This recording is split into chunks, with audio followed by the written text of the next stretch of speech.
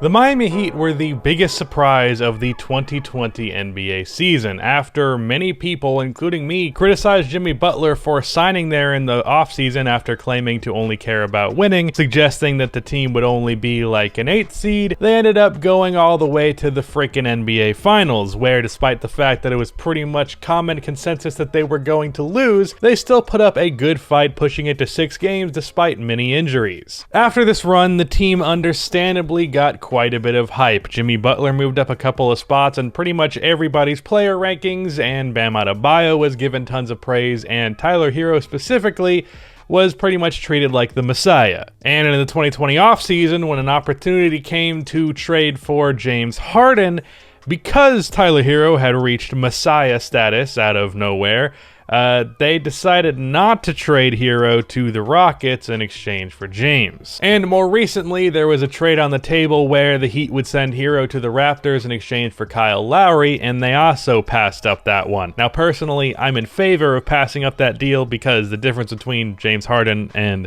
Kyle Lowry is rather significant, but it is still a similar situation where they are passing on the right now star for the potential of Tyler Hero. The Heat did not do both of those moves because they believe quite a bit in Tyler Hero. With that report of the Kyle Lowry trade, though I was anti-making that move, there was a tweet that I saw from Swishout that I thought made a really good point. The Heat are letting Tyler Hero fuck up Jimmy Butler's championship window. And that made me think that that kind of speaks to a bigger issue with the Miami Heat that is a difficult balancing act for them to perform, because they have the conflicting timelines of 2 young stars and one now already great star, Jimmy Butler. Also, Bam Adebayo is also just now a really good star player too, but he still is on the younger side. And the more and more I think about it, I think a situation like James Harden being passed up because the potential of Tyler Hero might repeat itself, and it's going to end up looking dumb in hindsight and costing the Heat a potential championship with Jimmy Butler.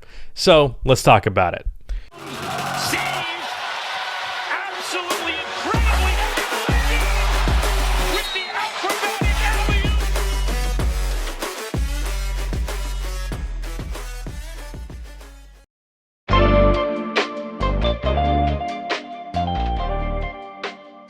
Before I continue on with this video, about half of the people that watch these videos are not subscribed, so if you fall into that 50%, then subscribe. Also, drop a like on this video. It only takes 1 second and it makes a massive difference. Also, real quick, I want to shout out my editor, Rudy, who has been uploading over on his main channel. He did a video going over the trade deadline, and he made another video going over the trade deadline. So let's first talk about this James Harden trade. I was on record being pretty damn pro this move so long as Bam Adebayo was not included, and based on the reports, Bam Adebayo was not being included in any of these moves. It was pretty much Hero, none, salary filler, and a couple of first-round picks. So when Harden was traded to the Nets, and really this deal kind of fell off the table before that trade even went down, the argument from Heat fans was, hey, Tyler Hero is going to be very good, and he's a decade younger than James Harden. We'd rather just have him, and we'd rather not have a player in James Harden who is going to hurt the Miami Heat culture.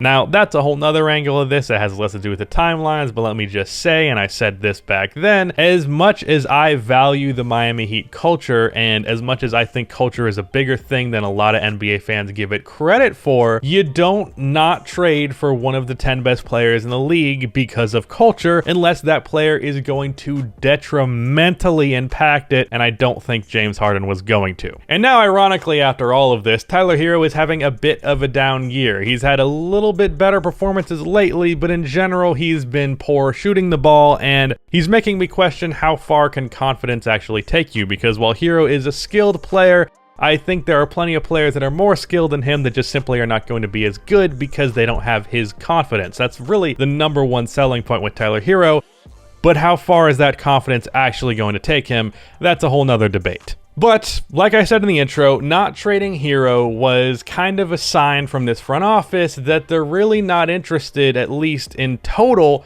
going all the way in on winning a championship. They obviously have interest in doing this, but they're not going to sacrifice a potential future in exchange for a potential championship now. That's what that move looked like to me. Yeah, we can trade for James Harden and maybe we win 1 or 2 championships with the trio of him, Jimmy, and Bam, but then we could have had Tyler Hero for like a decade and a half being a star level player.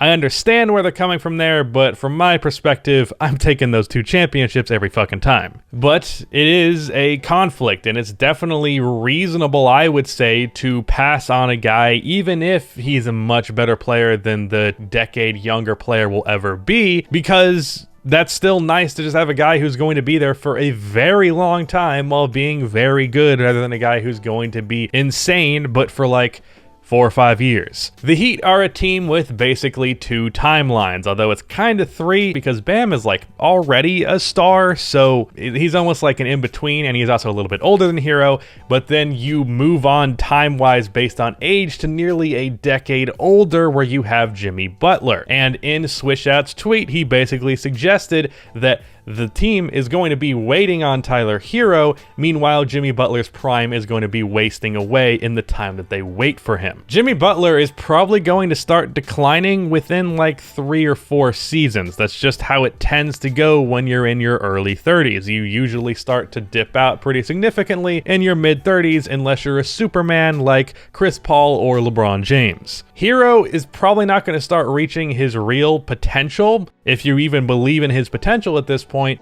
until he's like 25. And by then, Jimmy Butler is going to be like 35. Bam Adebayo is great right now, so it doesn't really matter because he's going to be good now, he's going to be good then. So he kind of just fits regardless of what they're trying to do.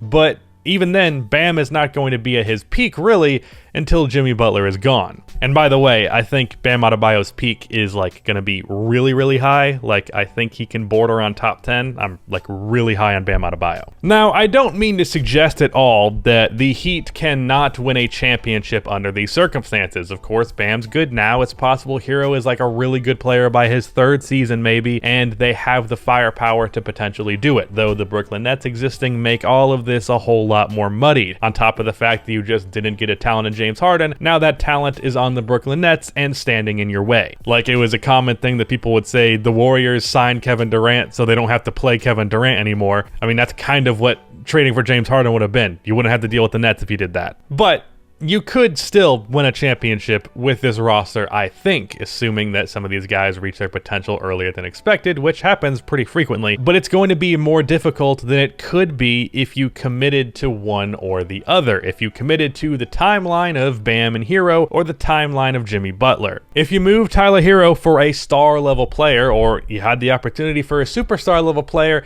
your chances of winning a championship are significantly higher.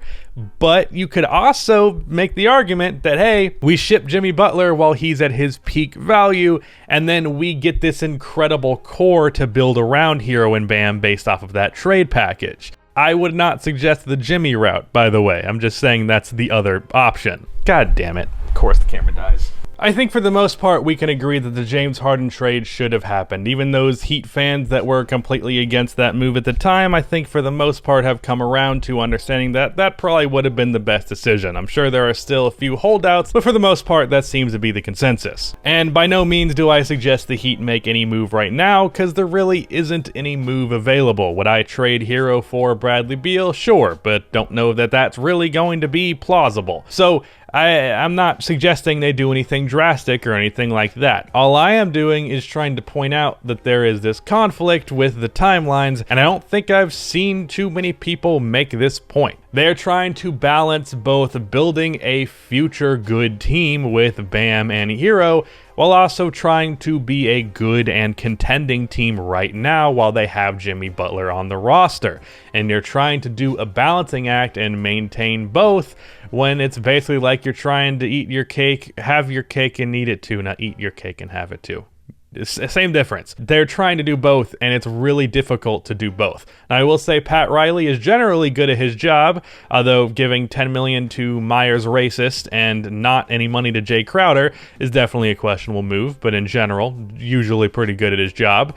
I think it's possible for him to pull it off, but it's not the easiest task in the world, and I have my concerns for the Heat actually managing to win a championship while Jimmy Butler is still on the roster, because they refuse to commit to him, and they refuse to commit to their long-term timeline as well. They're just in the middle ground. It's a difficult balancing act, and it's interesting to see what they're going to do in the future. The passing on the James Harden trade is definitely a bad look and leaves some questions up in the air, but in general, it's just going to be interesting. Again, go check out Rudy's channel. He's been uploading there, and I've been wanting him to upload forever, so gotta go give him some support.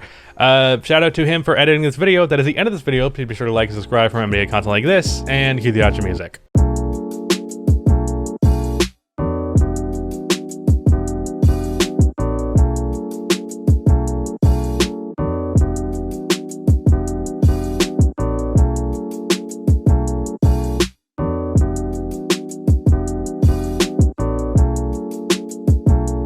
And I think by the time this one's out, he should have his top like 125 players in the league video out. So go check that out. Good job, Rudy.